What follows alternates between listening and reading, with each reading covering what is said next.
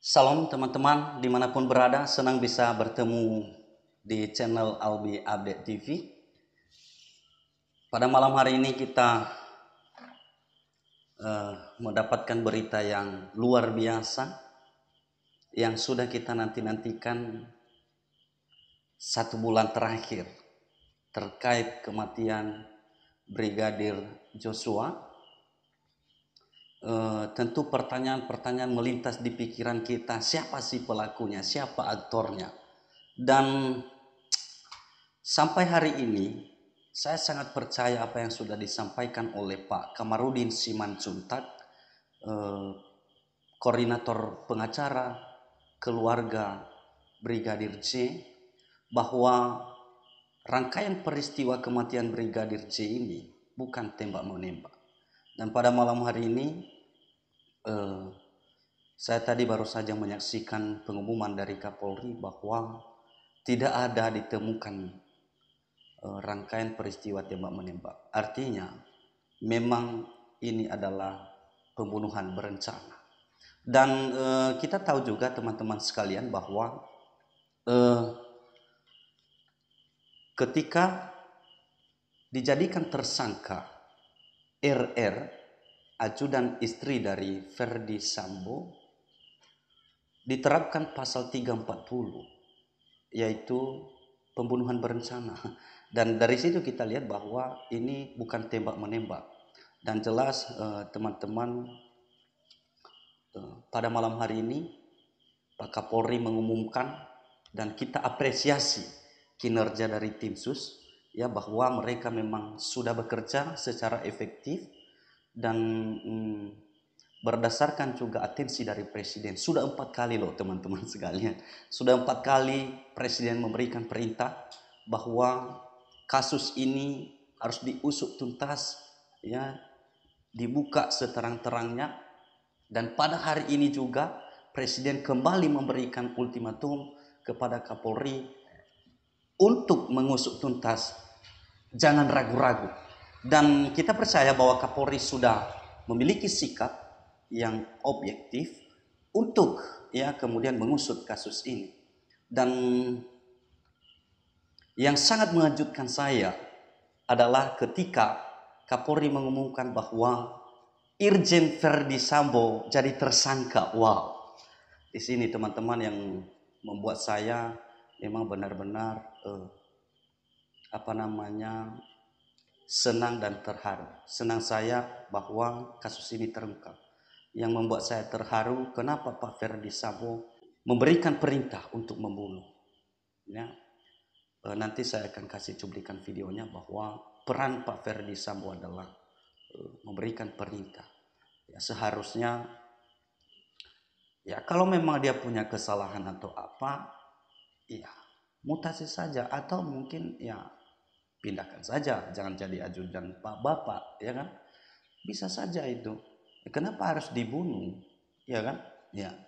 Jadi sebelum kita lanjutkan perbincangan kita teman-teman sekalian, mari kita saksikan cuplikan video pengumuman dari Bapak Kapolri berikut. Kemarin ada 25 personil yang kita periksa dan saat ini bertambah menjadi 31 personil. Kita juga telah melakukan penempatan khusus kepada 4 personil beberapa waktu yang lalu, dan saat ini bertambah menjadi 11 personil Polri, terdiri dari 1 bintang 2, 2 bintang 1, 2 kombes, 3 AKBP, 2 kompol, dan 1 AKP. Dan ini kemungkinan masih bisa bertambah.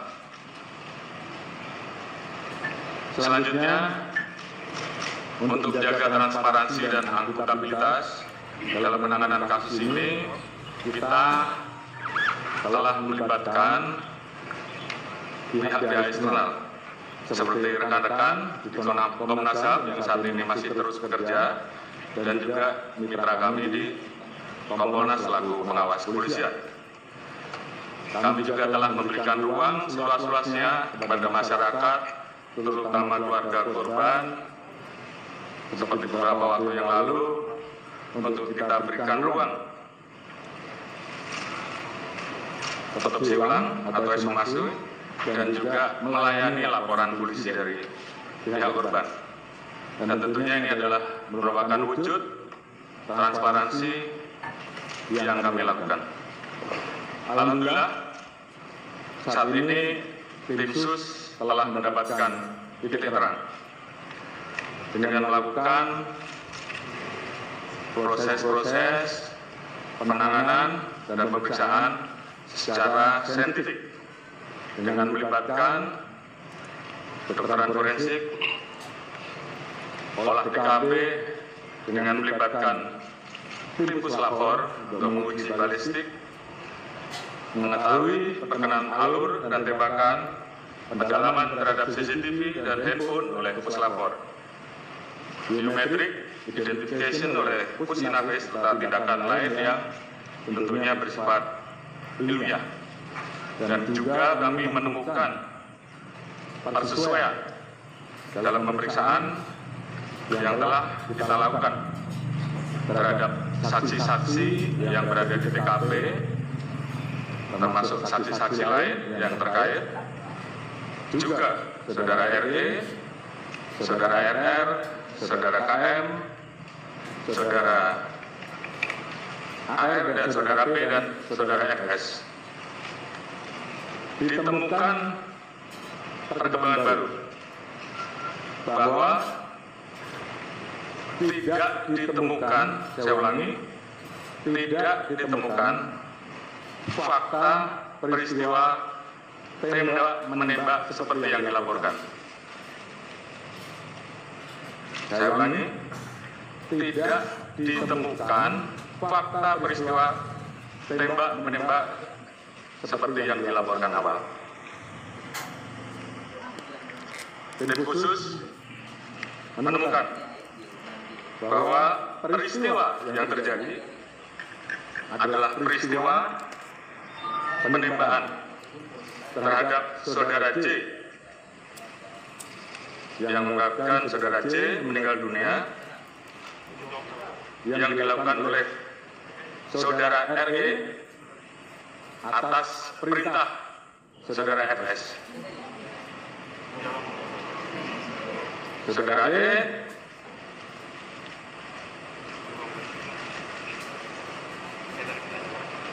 telah mengajukan GC dan saat ini itu juga yang membuat peristiwa ini menjadi semakin terang.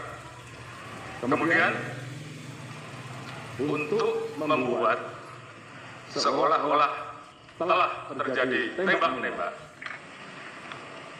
saudara FS melakukan penembakan dengan senjata milik saudara C ke dinding berkali-kali untuk membuat kesan seolah telah terjadi tembak-menembak. Terkait apakah saudara FS menyuruh ataupun terlibat langsung dalam penembakan, saat ini iya, teman-teman, apa yang membuat kita heran ya atau penasaran ya setelah mendengar bahwa Pak Ferdi Sambo dijadikan tersangka, karena beliau ini bukan pangkat biasa, dia jenderal 2 bintang.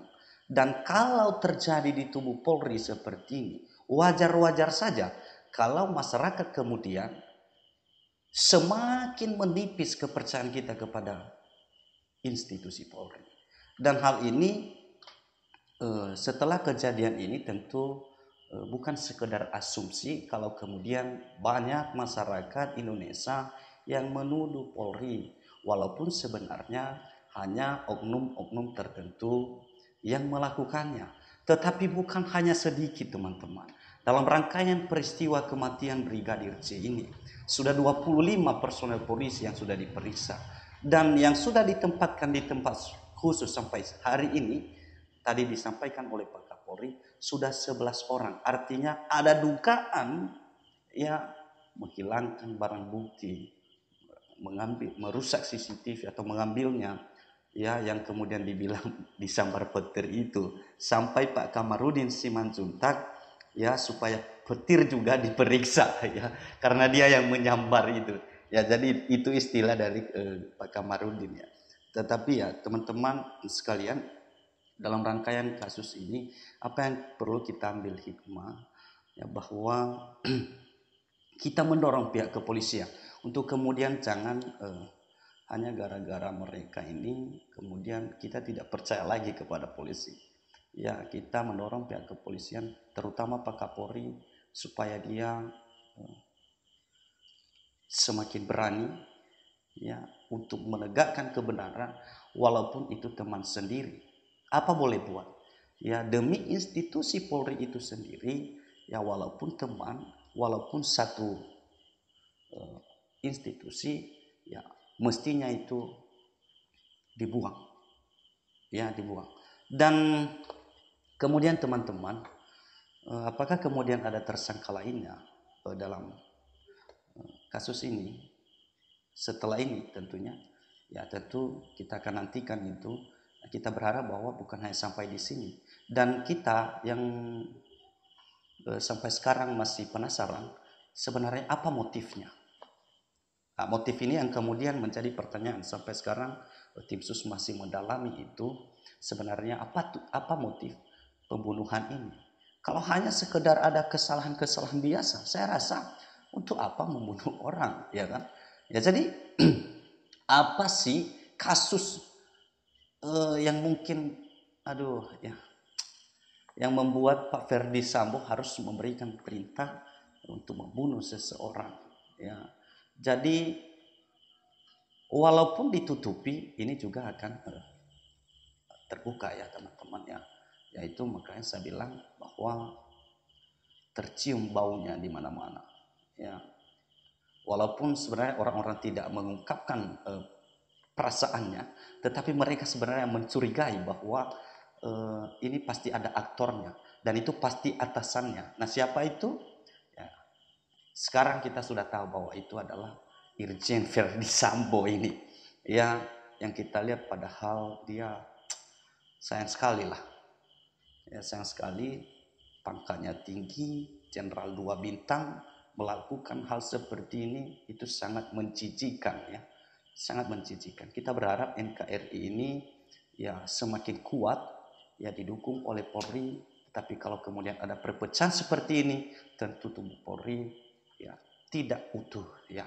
Tetapi setelah bersih-bersih nanti, ya, setelah kasus ini, ya, kita berdoa kepada Tuhan kiranya Polri tetap transparansi, yang presisi itu harus dijalankan. Yaitu yang kemudian kita percayakan kepada kepolisian, ya. Dan kita nantikan perkembangan kasus ini teman-teman sekalian. Kita update terus, ya. Sampai jumpa kembali.